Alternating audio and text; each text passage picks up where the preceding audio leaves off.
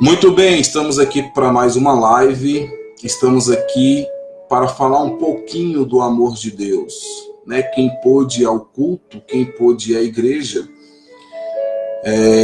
foi para o melhor local que existe no mundo, que é a casa do Senhor. Eu fui hoje com a minha família, estivemos ali na nossa igreja e foi uma bênção para a glória do Senhor, um culto muito agradável para a glória de Deus. Então foi um domingo tranquilo, um domingo abençoado, pelo menos o meu domingo. Mas se o seu domingo não foi assim, e você parou um pouquinho para ouvir esta reflexão, Deus tem muito a te dizer nesta pequena reflexão que iremos falar a partir de agora. Nós já estamos na segunda-feira, nós já estamos no dia 11 de junho, e nós já estamos aí no primeiro minuto do dia. Estamos aí já começando uma semana, e que esta semana seja uma semana de bênção para a sua vida. No mês passado, quando eu iniciei estas lives aqui, a primeira live que eu ministrei foi sobre a questão de Davi, a oração de Davi. Mas como eu havia gravado no meu notebook, não estava muito bom de resolução, a webcam do laptop não estava muito boa, e por esse motivo eu deletei, eu joguei esta gravação fora, pelo fato da questão da claridade, questão do som com muito ruído, eu acabei deletando. E hoje, lendo a palavra do Senhor, um pouco antes de entrar aqui, para falar um pouquinho do amor de Deus, aqui na minha página no Facebook, eu lembrei que a primeira ministração que eu falei foi sobre Davi, na oração que ele faz no Salmo de número 51. E no Salmo 51, versículo 10, Davi diz assim: cria em mim, ó Deus, um coração puro, e renova dentro de mim um espírito inabalável. Não me lances fora da tua presença e não retires de mim o teu Espírito Santo. Para entender esta oração de Davi, aqui no Salmo de número 51, porque logo aqui tem um título: Confissão e Arrependimento. Quando o profeta Natã veio ter com ele, depois de haver ele possuído Betseba. Então, para entender esse Salmo de número 51, nós temos que ir lá no contexto que está em 2 Samuel, capítulo de número 11. A partir de 2 Samuel, capítulo 11, nós temos o contexto que está lá no Salmo de número 51. E quando você começa a ler o contexto, você vai entender o deslize que Davi teve. Davi cometeu um pecado. E todos nós cometemos pecado. A Bíblia diz que não há ninguém na face da terra que não peque. Nós já nascemos numa carne pecaminosa. E nós pecamos no falar, nós pecamos no pensar e nós pecamos no agir. Mas o grande detalhe é quando nós pecamos, o diabo, que é o nosso acusador, ele tenta colocar na nossa mente de que nós não merecemos perdão, de que nós não temos que ser perdoado por aquilo que nós fizemos.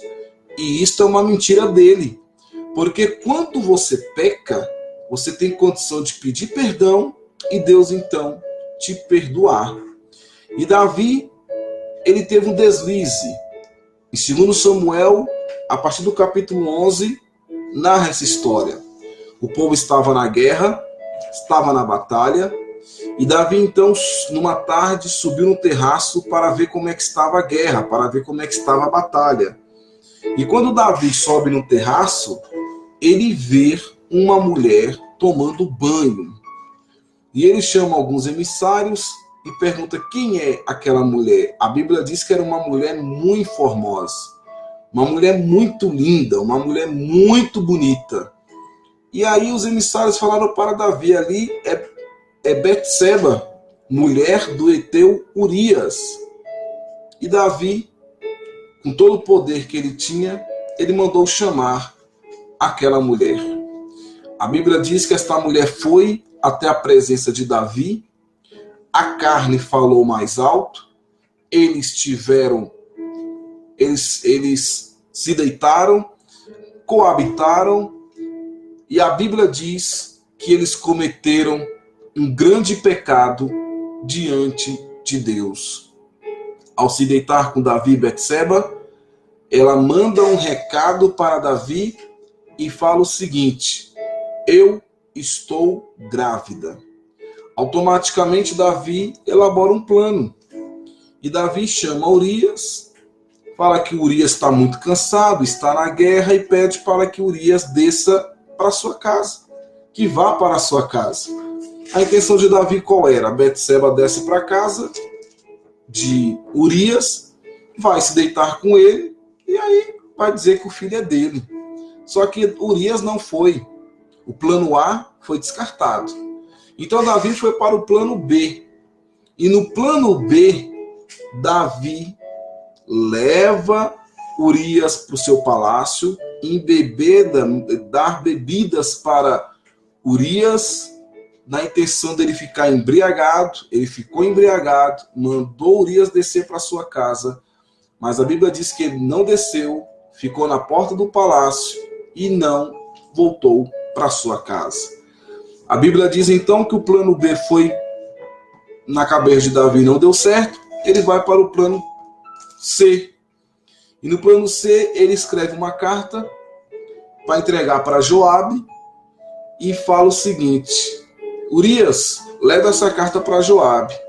E quando Urias levou a carta para Joabe, estava levando a sentença da sua própria morte.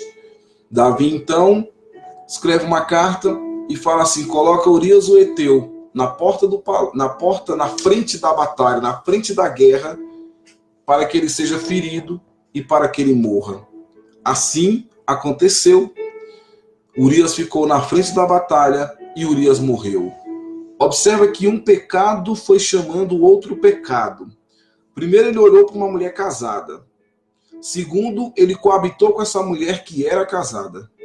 Terceiro, ele ficou tão desesperado porque a mulher mandou dizer que estava grávida, que cometeu um assassinato. Mandou alguém matar este homem. Foi um pecado terrível. Um pecado que transgrediu a palavra do Senhor, a vontade de Deus. A Bíblia diz que isto que Davi fizera desagradou ao Senhor. Ouvindo, pois, a mulher de Urias que seu marido era morto, ela o pranteou. Passado o luto, Davi mandou buscá-la e trouxe para o palácio. Tornou-se ela sua mulher e lhe deu à luz um filho. Porém, isto que Davi fizera foi mal aos olhos do Senhor. Ele fez algo terrível diante de Deus. Aí entra um homem chamado Natã e fala o seguinte: Davi, havia numa cidade 2 homens, um rico e um pobre. E o homem rico recebeu visita em sua casa, mas ele, não querendo pegar nenhuma das suas ovelhas, ele pegou a única que o homem pobre tinha, que ele cuidava com amor, com carinho, dava comida, dava bebida, e cuidava bem daquela ovelha. Ele, não querendo pegar nenhuma das suas ovelhas, pegou a única que o homem pobre tinha e deu para a sua visita. O que esse homem merece, na sua opinião, Davi? O que esse homem merece? Davi ficou irado, Davi ficou nervoso. E a Bíblia diz que Davi falou: esse homem é digno de morte. Esse homem deve morrer. Natã olhou para Davi e disse: este homem és tu, porque você tinha tudo, você poderia ter todas as mulheres, e você pegou a única que o seu irmão tinha. Agora, Davi, a espada jamais sairá da tua casa. E Davi, ele sofreu por esse pecado. A Bíblia diz que ele teve vários filhos, Absalão, Aminon, Tamar. A Bíblia diz que Aminon olhou para Tamar e desejou como mulher e estuprou a própria irmã. Absalão mandou matar Aminon, e a Bíblia diz que houve uma tragédia no Palácio Real, e Davi pagou caro por esse pecado. Quando eu e você cometemos um pecado, nós pagamos por esse pecado. Nós transgredimos uma lei, nós ferimos um mandamento, e nós pagamos por esse pecado. Nós carregamos o opróbrio do pecado. Nós pecamos, há uma palavra para que nós possamos obedecer, existem leis, existem mandamentos, e quando se quebra, a gente paga por esse pecado. Você quer ver um exemplo? Existe uma lei, existe uma regra no trânsito. O trânsito diz que uma determinada via você deve andar a 80 por hora. Só que você quer andar a 100. O pardal vai captar a tua placa, vai chegar uma multa na sua casa e você vai pagar por esta transgressão. Você transgrediu uma lei de trânsito. Era para você andar a 80, você pode andar a 100? Pode andar a 100, você pode andar a 120, você pode andar a 120. Só que você vai pagar por isso, porque a via manda você andar a 80, não manda você andar a 100. Se você andar a 80, a 100, sendo que a via é 80, você vai pagar por isso. Vai chegar uma multa na sua casa.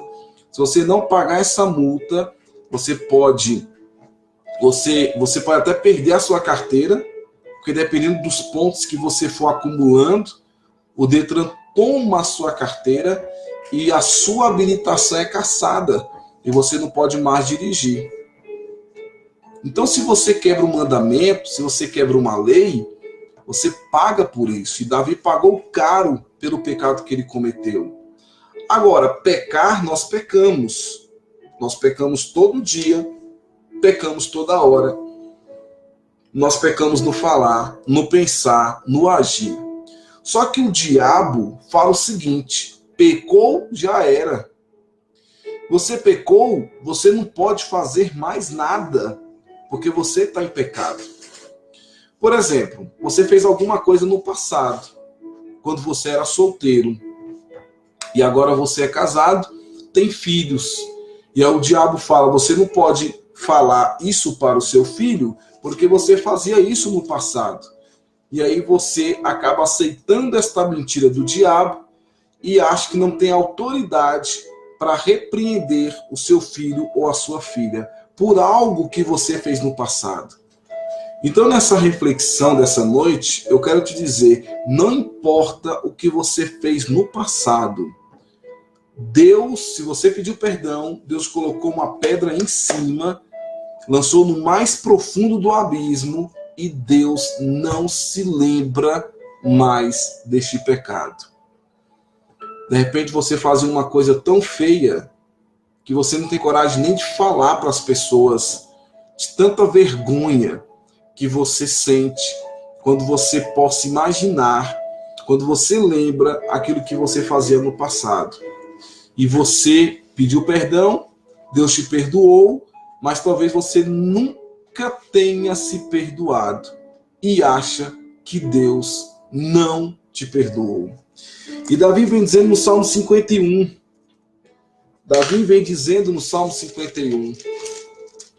compadece-te de mim, ó Deus, segundo a tua benignidade, e segundo a multidão das tuas misericórdias, e apaga as minhas transgressões. Ele estava arrependido.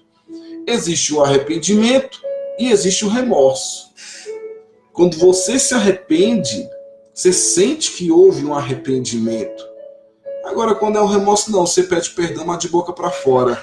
Lá no fundo, você não se arrependeu, foi coisa nenhuma.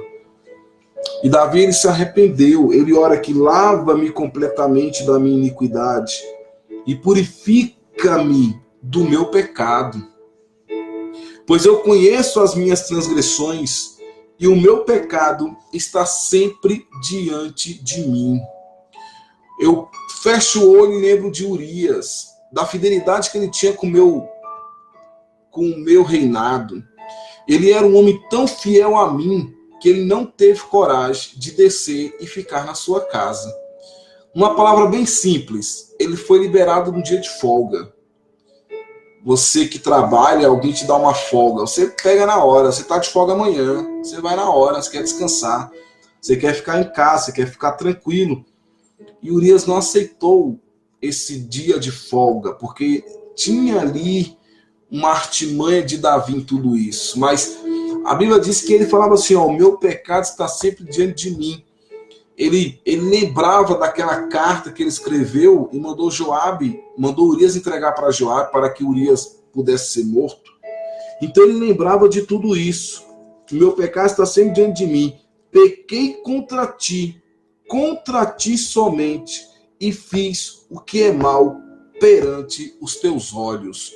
Ou seja, ele reconheceu o pecado. Isso é importante. Nós temos que reconhecer o pecado. Nós temos que entender que nós pecamos e por isso nós temos que pedir perdão e entender que Deus nos perdoa. E ele fala aqui, ó, pequei contra ti somente pequei e fiz o que é mal perante os teus olhos, de maneira que serás tido por justo no teu falar e puro no teu julgar. Eu nasci na iniquidade e em pecado me concebeu a minha mãe. E é verdade. Nós já nascemos numa carne pecaminosa. Quando Deus criou Adão, e Deus falou assim, ó, façamos o homem à nossa imagem e semelhança. Ele criou o homem sem pecado. Ele criou o homem para morar no jardim do Éden, que quer dizer lugar de delícias, o jardim do Éden. Mas ele foi ouvir a voz do diabo, a voz da serpente, a voz do inimigo e toda aquela história que nós já conhecemos, que Deus disse que daquela árvore do fruto não poderia comer, porque no dia que comesse, certamente morreria. Eva é ludibriada pela serpente, escuta a voz do inimigo, come aquele fruto. Adão, consequentemente, também come, e os dois são expulsos do jardim. E a partir daí, todos que nasceram, já nasceram numa carne pecaminosa. Adão e Eva teve vários filhos, mas um dos mais famosos, Caim e Abel. E a iniquidade já estava tomando conta. Caim matou o próprio irmão por inveja. Caim matou Abel. E nós já nascemos nessa carne pecaminosa. Quando eu nasci, eu já nasci numa carne pecaminosa, porque minha mãe era pecadora. Meu pai é pecador. E aí eu já nasci numa carne pecaminosa. E eu peco, e eu tenho que pedir perdão, e Deus então, eu tenho que crer que Deus me perdoa. E ele fala, eis que te compraz na verdade do íntimo, e no recôndito me faz conhecer a sabedoria. Purifica-me com ensopo, e ficarei limpo. Lava-me, e ficarei mais alvo que a neve. Faz-me ouvir júbilo e alegria, para que exultem os ossos que esmagastes. Esconde o rosto dos meus pecados e apaga todas as minhas iniquidades. Apaga, Senhor, as minhas iniquidades. Apaga, Senhor, os meus pecados. Tira da minha mente. De repente você pecou e você para e pensa, meu Deus, que pecado que eu fiz, que pecado que eu cometi. E aquilo fica martelando na sua cabeça. Se você pediu perdão, ajoelhou e falou, Senhor, me perdoa, eu nunca mais vou fazer isso. Deus te perdoa. Não deixe que o inimigo possa te acusar. O diabo é o acusador. O diabo é o acusador. E ele fala aqui, ó, cria em mim, ó Deus, um coração puro e renova dentro de mim um espírito inabalável. Não me lances fora da tua presença e não retires de mim o teu Espírito Santo. Ou seja, não tire de dentro de mim o que eu tenho de mais importante e o que eu tenho de mais valioso, que é a presença do teu Espírito Santo. E ele continua: restitui-me a alegria da tua salvação e sustenta-me com espírito voluntário. Então ensinarei as transgressões aos teus caminhos e os pecadores se converterão a ti. Livra-me dos crimes de sangue, ó Deus, Deus da minha salvação. Ele mandou matar Urias. E livra-me. A minha língua exaltará a tua justiça. Abre, Senhor, os meus lábios, e a minha boca manifestará os teus louvores. Pois não comprases sacrifício, do contrário, eu te daria. Não te agradas de holocausto. E aqui ele fala: sacrifícios agradáveis a Deus são espírito quebrantado, coração compungido e contrito. Não o desprezarás, ó Deus. Ele pediu perdão com todas as forças da sua alma. Ele sabia que pecou e pecou feio. No dia que ele subiu naquele terraço e viu Betseba tomando banho. Ou seja, caiu em adultério. Betseba era casada. Tinha que ter coragem de falar: eu sou uma mulher casada, me respeita, eu sou uma mulher casada. Mas talvez ela tenha ficado com medo, porque era o rei. Era o rei. Talvez ela falou: eu vou ter que ir, porque ele é o rei, ele que manda. Tudo aqui está no comando dele. Mas ele pagou caríssimo por esse pecado que ele cometeu com Betseba. E o diabo deveria estar ali, perturbando a mente de Davi. A Bíblia diz que o pecado estava na frente dele, na mente dele, na frente dele, aquela iniquidade. E eu quero te falar essa noite: não importa o que você tenha feito, não importa o pecado que você cometeu, se você pediu perdão, Deus já perdoou, já colocou no mais profundo do abismo, e Deus não se lembra mais dele. Talvez você olhe para mim e fale: pastor, mas eu tenho um jeito, tanto que eu pequei, tanto que eu fiz, eu tenho um jeito, eu tenho cura. Eu lembro que certa vez eu fui pregar numa cidade em Arinos, Minas Gerais.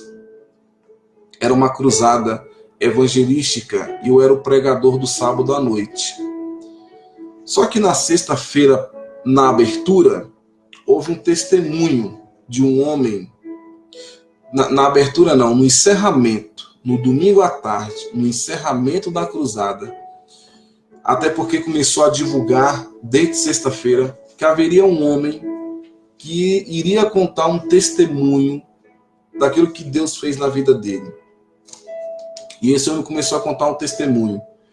Ele era um dos traficantes mais perigosos do Rio de Janeiro. E ali, ele fez de tudo que não prestava. Matou muita gente. E quando pegaram ele, no morro lá do Rio de Janeiro, os traficantes colocaram a arma na cabeça dele, apertavam o gatilho e as balas não saíam. Apertava o gatilho e as balas não saíam. Ele orava em espírito e falava: Deus da minha irmã, porque a irmã dele já tinha aceitado a Jesus. Se tu me livrares dessa, eu vou te servir por toda a minha vida. E os traficantes metendo bala e a bala não saía. Deram uma surra nele, bateram muito nele, ele conseguiu correr, ele conseguiu sair, já que a bala não pegava, e ele conseguiu se livrar. Chegou na casa da irmã todo ensanguentado. Ali Deus começou a tratar com ele. Deus fez a obra na vida dele. Ele virou missionário e começou a pregar e contar o testemunho em todo o Brasil. E aí, ele pediu perdão por todas aquelas vidas que ele havia tirado quando ele estava no mundo do crime. E Deus perdoou. Ele sente que Deus o perdoou e ele vive uma vida na presença de Deus.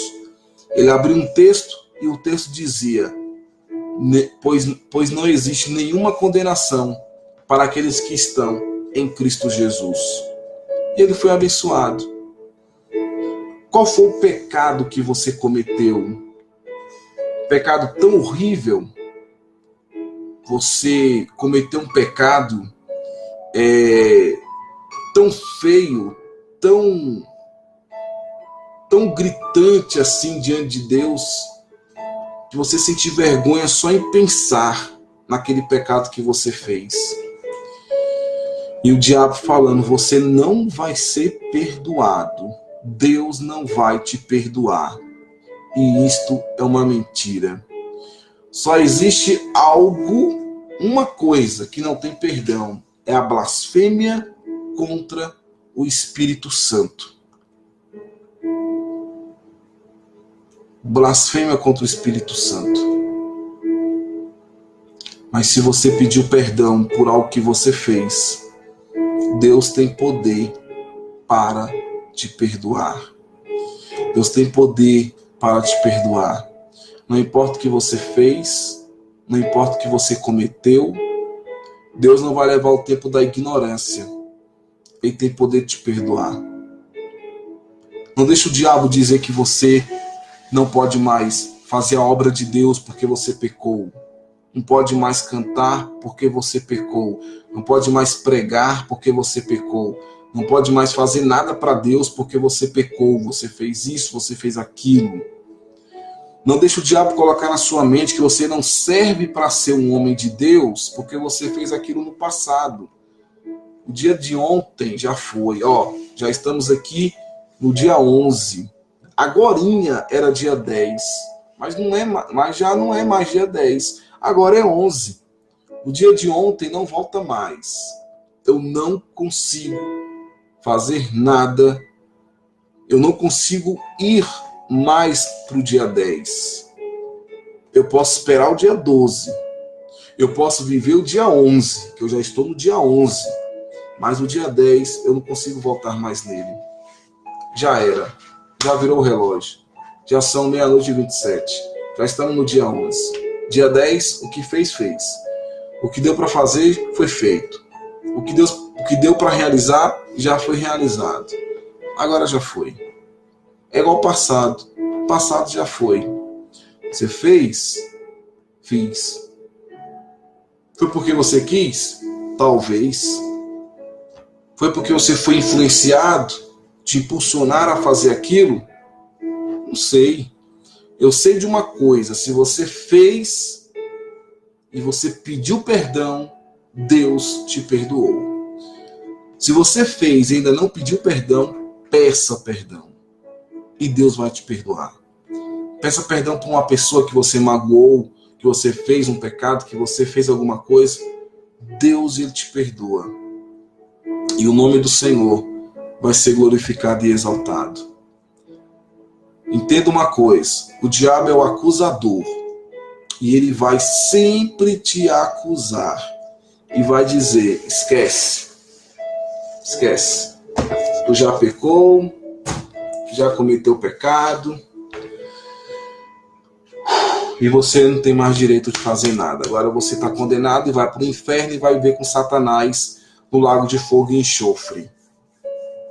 Mentira, viu? Isso é mentira. Deus criou um céu para nós. Peça perdão e vamos focar no céu. Não se turbe o vosso coração. Credes em Deus, credes também em mim. Na casa do meu Pai há muitas moradas. Se não fosse assim, eu não vou-la teria dito. Mas eis que vou para o meu Pai preparar-vos um lugar, para que aonde eu estiver, estejais vós também. Palavra de Jesus. Há um lugar preparado para nós. Peça perdão e Deus vai te perdoar. E o nome do Senhor vai ser glorificado e exaltado. Forte abraço. Que Deus abençoe a todos que estão aqui online. Deus abençoe. E que Deus abençoe também a todos que vão assistir esta mensagem no Facebook ou no YouTube, porque agora eu estou colocando as ministrações no YouTube. Então, se você está assistindo via Facebook ou via YouTube, que Deus te abençoe poderosamente. que você tenha uma semana de bênção, que você tenha uma semana de vitória, que esta segunda-feira seja uma segunda-feira até mais leve, onde você possa pedir perdão e sentir o perdão de Deus, sentir o abraço do Senhor e falar assim: vai e não peques mais. Eu te perdoo. Eu lanço o teu pecado no mais profundo do abismo.